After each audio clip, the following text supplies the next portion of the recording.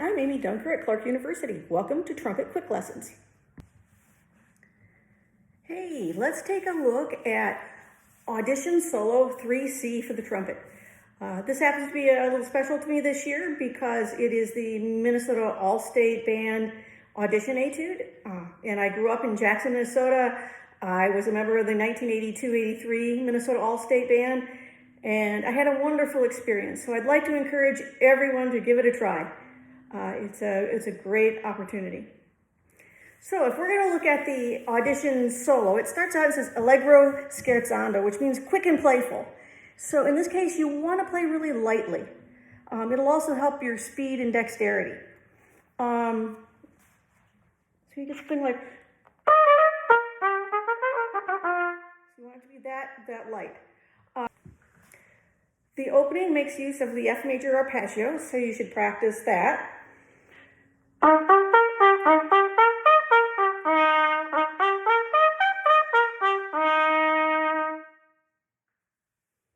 Okay, the 16th rest followed by 3/16.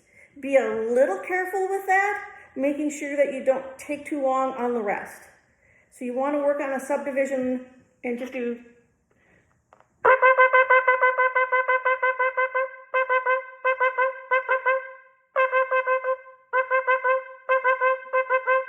So you really get a feeling for where that lies. The andante appassionato, meaning moderately slow with passion. You want to play very lyrically with lots of crescendo, decrescendo, and dynamic changes. This makes use of the D minor arpeggio, so you'll want to practice the D minor arpeggio.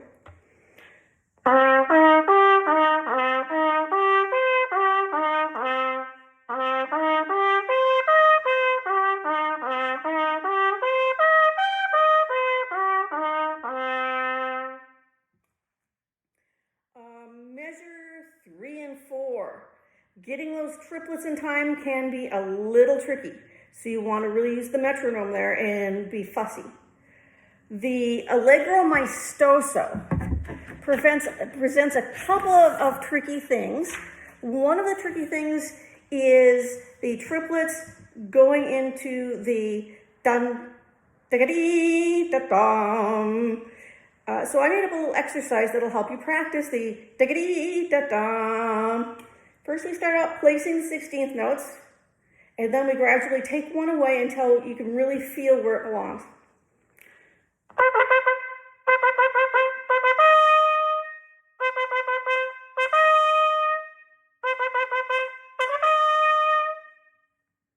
And you're probably going to want to double tongue those 30-second notes. And then going from the triplets into that, making sure the rhythm is correct, I made another little etude for you to practice.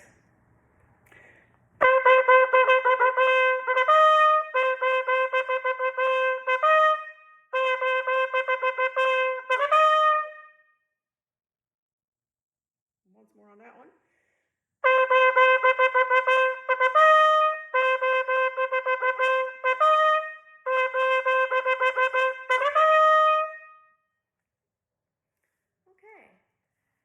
That very second last measure of the andante appassionato is a G sharp diminished 7 arpeggio.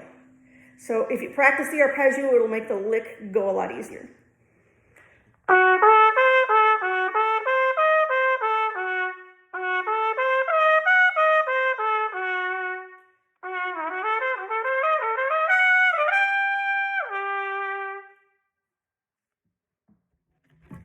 And going into the second Allegro scherzando, there is a D flat major arpeggio, so I made up a D flat major arpeggio exercise for you to practice. And then I think one of the trickiest spots is the place where you have the A, F, C, and then the A flat, F, D flat. So what you want to do is practice that in arpeggios from the F major arpeggio to the D flat major arpeggio so you can hear it.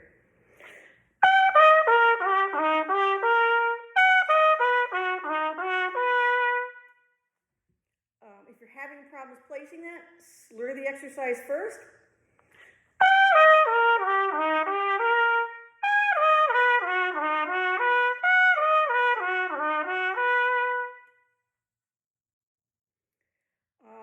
And then the very last part, the intervals, you have these big leaps. So I made up a little exercise for the last 4 measures.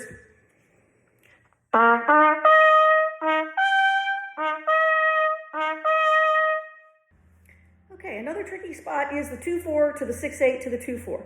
First of all, set your metronome, practice the 8th notes, practice the 8th note beat, and then go back and do the larger beats so that you can really place where those 8th notes belong.